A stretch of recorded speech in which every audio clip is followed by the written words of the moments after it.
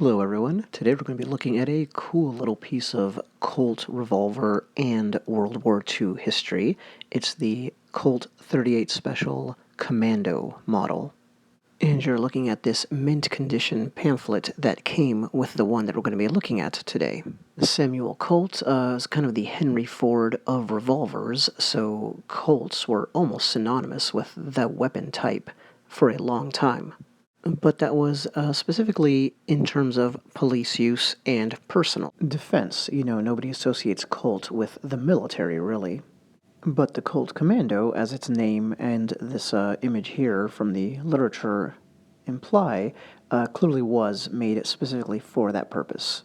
However, making firearms for the military was nothing new for Colt. They'd been doing it since the mid-19th century. As you can imagine, though, after the invention of the semi-automatic pistol, demand for this kind of thing dropped significantly. If anything, that makes the Colt Commando a little bit more interesting because it's this six-shooter revolver tied specifically to a modern war.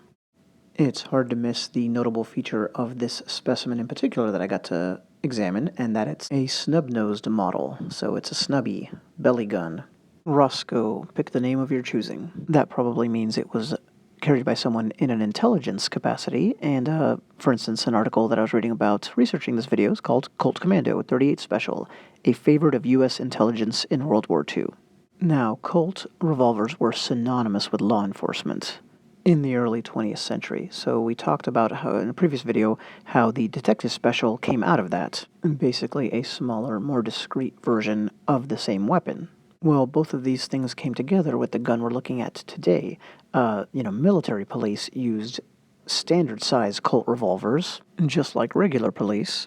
But then operatives on the intelligence side were interested in a smaller weapon that could be hidden in regular clothing, just like plainclothes detectives on police forces found the Detective Special useful for that kind of thing.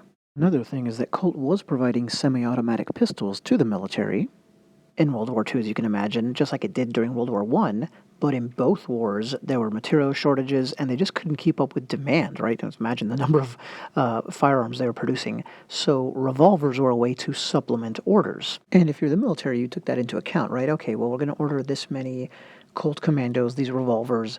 Well, you allocate those, the full-size ones, to guards, right? People who are guarding shipyards, buildings, that kind of thing. I mean, you probably don't want a six-shooter revolver on the battlefield. About 14,600 commandos were ordered in all. Side note, about 1,800 of those were for the Navy. And again, the typical models would be like the ones that we're seeing right here. These sailors holding, full-length barrels. I don't know how many commandos were snub-nosed, but again, they would appeal to people who, needed a smaller weapon.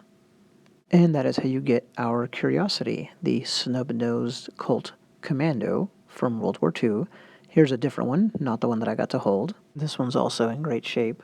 So these are constructed a little bit differently because it was wartime, so, Colt Manufacturing Company had to account for that. Just days after the attack on Pearl Harbor, the U.S. government ordered 2,500 Colt revolvers, basically the ones that were used by police, the official police positive 38, with 4-inch barrels. Here's another 2-inch barrel commando. Anyway, Colt responded to the government by saying it could provide the requested revolvers at $28 apiece. But you're spending lots of money in wartime, and the government said, how about $25 apiece?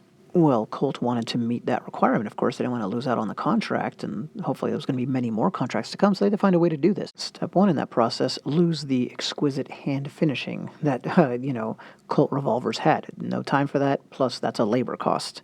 Second was go with synthetic grips. And those are the design features that make a commando easy to spot, besides the fact that they stamp the word commando into the barrel, but you know what I mean. Now, we talked about guards and intelligence operatives. There's also airmen who use the weapon, as you can see in a couple of pictures here. No less a World War II figure than Dwight D. Eisenhower was said to carry one. Can you imagine what that one would sell for if somebody was able to auction it? In fact, maybe he carried this one right here. Who knows? But this was being gifted to him by Colt, so I'm sure that was a special one. And notice it is a snubby.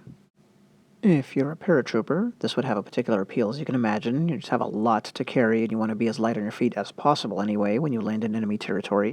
Here we have some tools of the OSS, Office of Strategic Services, the forerunner to the CIA, America's first military intelligence branch. And we see a Colt Commando full-size, surprisingly, in evidence there. But I would imagine the 2-inch barrel was the more popular configuration for this kind of work. Here are the grips on the one I got to hold. So, yeah, this is a cheaper model from Colt, but I have to say it felt awesome in hand. The less expensive finish on the frame actually felt pretty cool, I would say. I mean, it doesn't look as nice as, blued steel, but it had its own appeal for sure. Like, not just knowing the history, just looking at it and handling it, I thought it was great. I'm pretty sure not all Commandos got these synthetic grips, by the way, but this specimen here obviously had that. And as I mentioned earlier, stamped right into the barrel is the name. But Commando Special, a pretty awesome name for a gun. Obviously, you can see the serial number there, but I'll give you an up-close of that just for the fun of it. But what is much cooler than that is this stamp here. This is actually, I didn't know until I read about it. I definitely would not have known. That's a flaming bomb. That is the Ordnance Acceptance Stamp. Certainly a nice emblem to use in wartime as your acceptance stamp.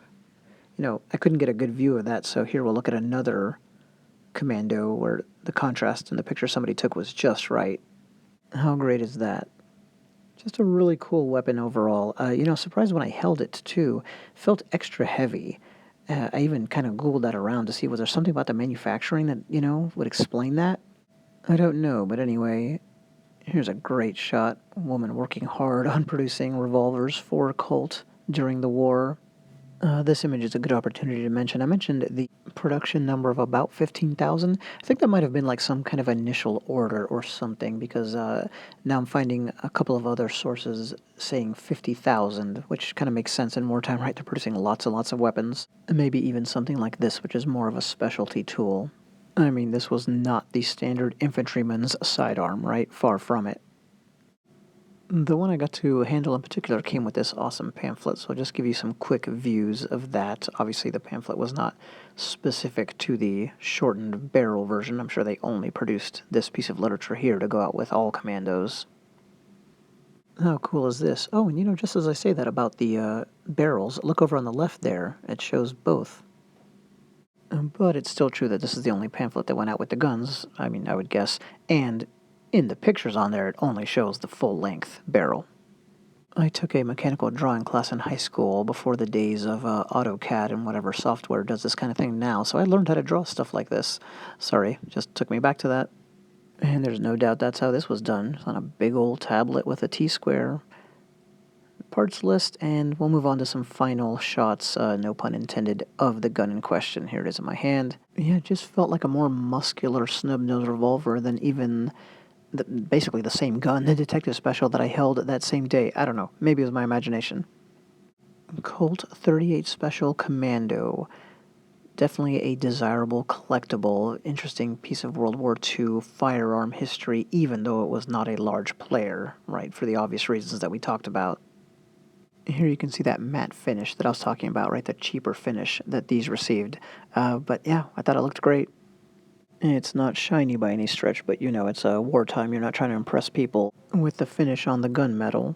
I own a couple of antique Colt 38 Snub-Nose revolvers, not this model here. That would be pretty awesome to have in a collection.